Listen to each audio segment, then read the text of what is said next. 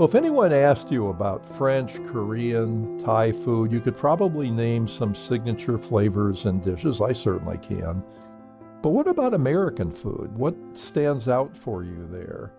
And what is it really? Well, today we're going to dig into the roots of American cuisine with food journalist David Page, who initially was an investigative journalist but turned his attention to food. And he's author of a book called Food Americana, The Remarkable People and Incredible Stories Behind America's Favorite Dishes. But you might also know David's work from television. He was executive producer on the hit series Diners, Drive-Ins, and Dives for 11 years. He has 2 Emmy Awards and has his own podcast series, which is excellent, called Culinary Characters Unlocked. Welcome to Leading Voices in Food podcast. I'm Kelly Brownell of Duke University. David, it's really a pleasure to have you here and to talk about your book. Well, thank you so much for inviting me. I'm looking forward to this. So here's the book, Food Americana. It's really a wonderful read. And, every case study you go through in the book, like pizza, Chinese food, Mexican food, every one is completely fascinating. So I'd love to dive in and hear more about your thoughts about how all this unfolded. So is there such a thing as American cuisine? And how did you come to write this book, Food Americana? Well, the short answer is yes, there's American cuisine. I came to write it out of personal experience. I became really deeply interested in food when I was posted overseas for NBC News as a producer and traveling from country to country pre-internet and not ever having expected to leave America. I mean, they called me up one day and said, hey, you want to move to England? And from there, I moved to Germany and then Budapest, Hungary. So I was remarkably unprepared for all of the places I was being sent. And I kind of had to study pretty quickly. And I found that one of the best ways to understand a country or culture was through its food. Why do they eat so much wild boar in Tuscany? Well, because it was historically a poor region. And if you wanted to eat, you had to kill something. And what you were most likely to find that you could kill was a wild boar. When you go to Strasbourg in France, why are you eating Germanic choucroute, which is, pork on top of sauerkraut? Well, that reveals to you that that area went back and forth in terms of which country owned it forever. And that really awakened in me a deep interest in food. When I got back to the States, I eventually ended up creating Diners, Drive-Ins, and Dives. And that got me deep into American food, if you will. And more over time, I stockpiled stories and interests and decided, as all TV producers do eventually, whether they actually act on it or not. Everyone thinks it's easy to write TV and it's hard to write a book. And those of us who are TV producers carry a chip on our shoulder because, frankly, it's harder to write for television. You can't just sit down and type out whatever you want to type out. You've got to figure out the words that integrate with the pictures and that can move the pictures forward. But, we all think we have a book in us. And I said, what interests me? And it was this. And I dived in. Thoroughly enjoyed the process. But to answer the other half of the question, I came to the conclusion, looking at everything that I had put on Diners, looking at every place that I liked eating in various towns, there was a cuisine, and it was something we constructed, much like we constructed American democracy, out of other countries and cultures. When you go to a Chinese restaurant in America, all of us have gone with that real bore who looks up and says, this isn't authentic Chinese food. Well, no, it's not authentic Chinese food. It is authentic Chinese American food. Just as, with the exception of something called polpote, which are very small, round meatballs, there are no meatballs as we know them in Italy. When the poorest of the poor left southern Italy to come to the United States in the 1800s, to their shock when they got here, they found out that being poor here was different than being poor there, where even pasta was considered a luxury item and only enjoyed on a Sunday, if ever. Here, poor people could afford meat.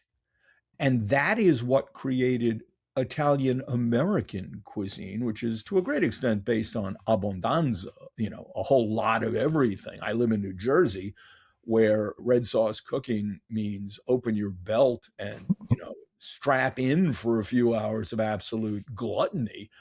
And we've done that with bagels from Poland. In Poland, they weren't quite what they are here, but they were similar, and they were sold by Jewish peddlers in the streets on long sticks because they had holes in the middle. You could stack them on the sticks, and young kids would walk around the town square shouting in Polish. I don't know the actual words, but shouting something that translated as "bagels and lemonade."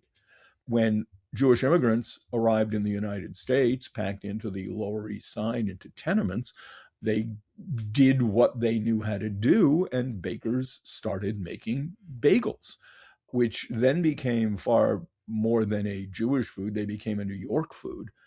And then, in horribly awful incarnations, they became an American food. I would argue it's still hard to get a decent bagel outside of New York for any number of reasons. But bagels are American cuisine now. They're not the bagels per se that were eaten in Poland, but there's something from another country that we took and made into our own. And by the way, the cuisine continues to evolve. It now includes Vietnamese banh mi. As more and more cuisines are sampled here, they're modified by the lack of availability of original ingredients for the immigrants who are here who have to look for alternatives, and they're modified to suit broader tastes. The original spices of much of Mexican cuisine. And when I say Mexican cuisine, it was basically the food of the norteños, northern Mexico, because as with all countries, Mexico is a combination of cuisines based on regionality. But when Americans started sampling, quote, Mexican cuisine, unquote, much of it was too hot for us. For the most part, actually, those people who had lived in what was Mexico, who were now living in America after the Mexican-American War, when America seized half of Mexico, those who opened restaurants realized that, if you want a broader clientele, you better tone things down. That's the Americanization of another culture's food, and that is American cuisine. I'm hoping you wouldn't mind taking a little detour and talk about how magical it is to connect with a culture through food and through the people you meet in that context. You and I were talking before we started recording, and you mentioned a trip you made to Spain and how wonderful this particular connection was. And I was thinking about some things I've done recently that have connected me with people and their history through their food. And there's something very magical about that. But tell us about your trip to Spain, because I thought it was very interesting. My wife and I went to Spain a few years ago, and I had worked in Spain a fair amount when I was overseas as a journalist, but I'd never really had the opportunity to do much vacationing in Spain. And I can't remember if it was Madrid or Valencia. It may have been Valencia, but we signed up for a half-day cooking course. And we showed up, and it was taught by somebody's grandmother. I made the mistake of trying to be polite and use my leftover high school Spanish, and I was the only one in the class who did, so she decided I was fluent, which I'm not. But so she and I had a lengthy conversation during the class, which consisted of her saying things I did not understand and me nodding my head and saying, see. But it was just a remarkably wonderful experience to have my hands on and in and be learning about another culture. One of the things I realized when I first started traveling much of the world for NBC, and again, I had never expected to be sent overseas, was that there are a million ways to do things. This is going to sound kind of gross, but until you go overseas and you realize there are different shapes to toilets, people look at the same problem and figure it out in slightly different ways. You learn that there are multiple ways to approach things, to address things, to do things. And first of all, the cooking in Spain is extraordinary. And it's an underappreciated cuisine here in the United States. But, we're in cooking class making a Spanish tortilla, which is not a Mexican tortilla. Mexican tortilla obviously is a disc of dough, either corn or wheat, depending upon the region. A tortilla in Spain is an omelet, but more than an omelet, it's kind of like a frittata. It's a very thick, almost spongy egg-based product with potatoes in it. And making that and learning how to make that, and the way that this teacher had clearly been making it, that she had learned from her mother, who had learned from her mother, you turn it upside down to get it out of the dish. It was just a wonderful Hmm. experience. And look, I've been fortunate enough to have that experience in any number of countries. This one wasn't terribly culinary, but I was in Moscow in a bar frequented by locals. And this was under the Soviet Union. It was a long time ago. But they had the bars for Westerners where they took dollars and served the good vodka, which Russians could not get, by the way. I mean, there was no Stoli for Russians. But we were in this real low rent bar. And a guy sat down next to me with Asian features. And through kind of hand signals and some assistance from, I guess, one of the NBC translators or something, we exchanged life stories. It turned out he was visiting from Siberia to do some kind of business, had never been to the big city. And he had everything in the Soviet Union was crappy. I mean, it was made of plastic. He had a plastic briefcase, but he was here on business apparently. And as we got drunker and friendlier and, arms around each other and hail fellow well met, he opened his briefcase to reveal that it was filled with salted fish. Hmm. He had brought his own delicacy from home because you never know what you're going to find in the big bad city. And sitting at that bar, I had me some Siberian salted fish, and it was damn fine. What a neat experience. Oh, it was fantastic. Just fantastic. You've reminded me, and I was mentioning this to you as well, but I love barbecue of all kinds from all places. And the North Carolina form of barbecue is typically pulled pork, and the eastern part of the state is famous for cooking whole hogs, the western part for cooking just the pork shoulder. But in the eastern part, they talk about cooking everything but the squeal. And there's a local restaurant in Raleigh, which is about a half hour from me and where I live in Durham. And there's a well-known barbecue icon in North Carolina named Sam Jones, who's the third generation of his family to run a restaurant in a little town called Ayden, North Carolina, which is frequently considered the best barbecue place in the state.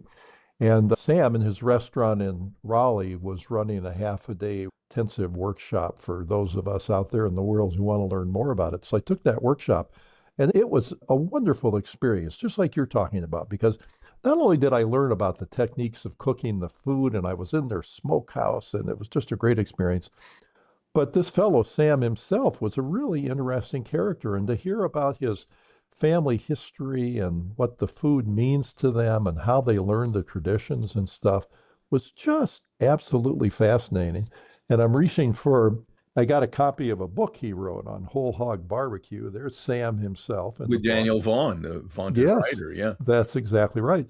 What a great experience. So I feel as you do that connecting with cultures through their food and meeting the people is just an incredible experience. Let's get back to your book now, Food Americana.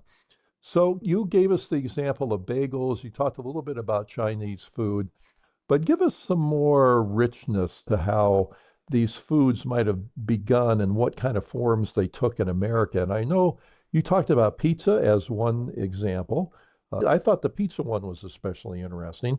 Part of it is because I spent many years of my career at Yale University and was surrounded by New Haven pizza, which is called what?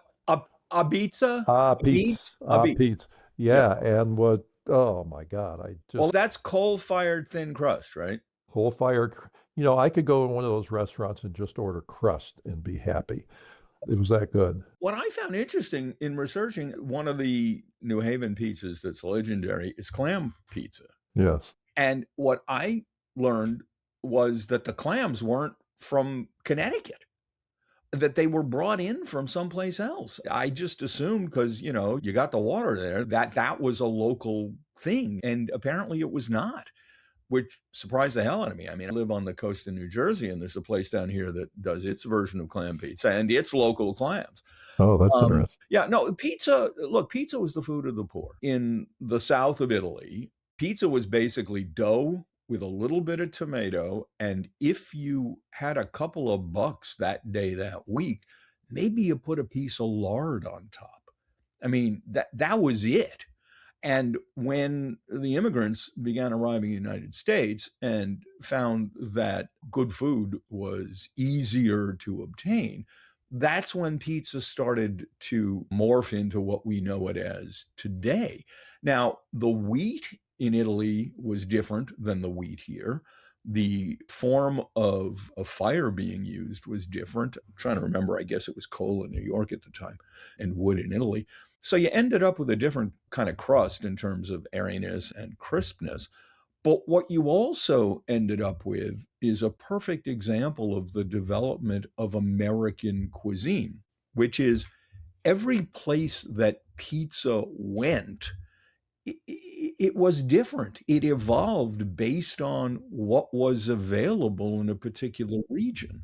You've got pizza in, I think it's St. Louis, maybe Kansas City, where they use kind of a processed Provel cheese. I guess it's St. Louis because that's what they had. That's nothing. It's not mozzarella. It's not Parmesan. It's the local cheese. Or you have pizza in Old Forge, Pennsylvania, that was created for the miners by a bar owner using what is rumored to have been government cheese. These were poor people, so that's how that developed. You've got Detroit pizza, which is having a renaissance moment now, but it has its square shape because it was initially baked in these blue steel automotive pans. They may have been oil pans that were liberated either from an auto factory or a parts supplier. Chicago pizza certainly developed in a unique way, although there are two kinds of Chicago pizza. There's the deep dish that is really a friggin' casserole, and then there's cracker thin pizza that's delightful. But you see pizza developing according to what's around it. I mean, it's the perfect example of local, regional, seasonal. And then as pizza became a self-perpetuating thing, it then became a kind of a palette for creative American chefs to go nuts. The iconic decision being Wolfgang Puck at Spago in Beverly Hills, putting what would be politely called smoked salmon, what us New York Jews would call lox, on a pizza with creme fraiche and, reinventing the world. In fact, the real reinvention of pizza in that way occurred at the California Pizza Kitchen in California, where barbecue chicken pizza became a big deal. And pizza continues to evolve. I mean, I had a debate the other day with the owner and chef at an Italian restaurant about whether or not pineapple goes on pizza. And I think that Hawaiian pizza with pineapple and ham is a war crime. He argues that doing what he does, which is A, not canned pineapple, B, fresh pineapple that is macerated, chopped, and served with, I think, pork cheek as opposed to ham. Wow. Some more subtle, substantial use of pork. That is, in fact, a terrific combination of flavors. And I'm not going to argue with him because that actually sounded pretty damn good. It does sound good. Yeah. Pizza continues to evolve. What's interesting with pizza is, and I have this complaint with so much of how Americans consume food, is that given the choice between a great local pizzeria and a BS factory like Domino's, so much of America picks Domino's. I mean, at the time I wrote the book a few years ago, 60% of pizza was sold at chains, 40% was sold at independents. But why? Why would you possibly pick this cookie cutter piece of crap when somebody down the street from you is doing it right? Or That's, he's yeah. trying. Yeah. You just remind me of so much. And when you mentioned Old Forge, Pennsylvania, when I read that in your book, I have a good friend who lives in Philadelphia, and I got in touch with him. I said, "Oh, I need to come up to Philadelphia, and we need to make a road trip to the Martin Guitar Factory in Nazareth, Pennsylvania, and then go down to Old Forge and try this pizza David Page was writing about and stuff." And it's just fun to do this. And I did this recently. I told you earlier, I'd made a road trip and driven part of Route 66 through Oklahoma and stopped in this little town, El Reno, and had the famous Oklahoma onion burger at Johnny's and sat at the counter and talked to the cook. And I enjoyed that as much as any, 4-star, high-end, hundreds of dollars meal. It's fun. Well, but there is a misunderstanding of what good food is. I liked, many things about what Pete Wells did when he was the New York Times food critic, but one of the things I really liked was the fact that he evaluated restaurants based on their intent. You could be a 3-star taco stand. If the promise you're making to someone is, I'm going to make you the best goddamn taco you ever had, you have to evaluate that based on that, not is it Le Bernardin? And frankly, our hang up with and fascination on high-end haute cuisine, $350 a plate, little tiny morsels of shit.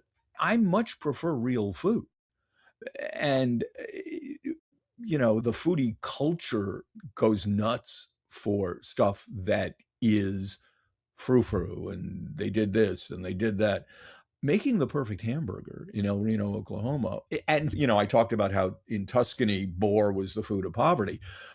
Onion burgers, which are considered by some purists to be the finest form of hamburger, came out of, I think it was the Depression. It was certainly a time of poverty where you stretched a burger by adding onions to the meat. And that's a wonderful, wonderful thing. Now, I don't think it was is El Reno outside Oklahoma City? Yes, Okay. it's within an hour's Yeah, drive. it's near Tinker Air Base. El Reno is where, I included this in the book, there is a fabulous sushi restaurant in a gas station. Now, the local clientele, heavily Air Force people who have been in Asia, but apparently it's phenomenal sushi. And interestingly enough, I just interviewed the chef, owner of 3 restaurants in Oklahoma. He has a restaurant called Gray Sweater, which is highly upscale, and he has a couple of others. He was telling me that the food scene in Oklahoma has been really, really booming under the radar. And I went to school in Oklahoma. I was thrown out of both major state universities. And, back when I went, it was great chicken fried steak. There was some barbecue that was basically Texas barbecue that had migrated north. But I didn't see Oklahoma as culinary heaven. And apparently it's quite the place to eat these days.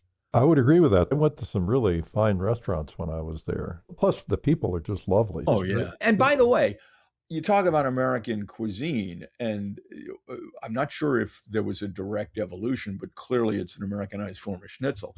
It's hard to, if you live in the East Coast and you haven't had a chicken fried steak, you have no idea what you're missing. But again, food of poverty. You take a bad cut of meat, you tenderize it by beating the hell out of it with a mallet, then you dip it in egg and flour and you deep fry it. I mean, that's... Oh, and the right gravy on that? Oh, yeah, the cream gravy. Yeah. And, don't mention it to your cardiologist. But I fell in love with that, and as a college student with pure grain alcohol when I was in Oklahoma. So it did have a couple of things I liked.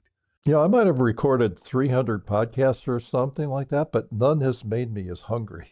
This is good, right? Talking to you. Oh, it's great. So let me end with a final question. And I think I can guess how you're going to answer this. But if you look at American cuisine compared to the things that it descended from, like foods from Italy and Mexico and China and things, is it just different? Is it authentic in its own right? Is it better, worse? How do you think about that? It is wonderfully different. It has an antecedent. It's like looking at a German Shepherd and also being aware it was once a wolf. They're 2 completely different species. And some of the traits of one are reflected in the other, but they're different cuisines. I mean, I've spent a lot of time in Italy, thank God. And second to Spanish food, it's probably my number 2 all-time favorite. But when you look at American cuisine, red sauce Italian is among my favorites. They're totally different cuisines. Chinese food, the same. There's a great book and documentary, In Search of General Cho, in which the writer Jennifer A. Lee went looking for the guy who invented General Cho's chicken in Taiwan. And she found him and showed him what his invention had become in America. They bear no resemblance to each other. He was shocked. But I love General. Now, I can't eat it much because I had a diabetes scare and had to lose a bunch of weight. But it's a wonderful dish. It is about as Chinese as matzah. It's an American invention. But remember, American Chinese food began in California after the gold rush, when a whole bunch of Cantonese people came over to search for gold, and they set up restaurants. Some came to set up restaurants for them, and they realized that Americans didn't eat offal. And much of Chinese cuisine is, nose to tail. So they either invented or reinvented chop suey with Americanized proteins. And that's what kicked off the Chinese food boom. And there's this mall in Flushing, New York that serves the food the way it's served in China. This stuff, it'll blow your mind. It's extraordinary. Hmm. But that doesn't make the food that you get at a good Chinese American restaurant invalid. It's just wonderfully different. Well, thanks so much. I could talk to you forever about these things, and you have a million interesting stories. It's really nice of you to share this with us. I really appreciate it. So thanks for being with us. And thank you so much for having me. It's been a pleasure chatting with you. So our guest today has been food journalist David Page, author of the book Food Americana, The Remarkable People and Incredible Stories Behind America's Favorite Dishes. And I'd also like to say that we're about to record a second podcast with David on his history of getting the show going, Diners, Drive-Ins, and Dives, which will be fascinating to talk about. So I'd like to thank our listeners for being with us and thank our producer, Deborah Hill, for her wonderful work. I'm Kelly Brownell.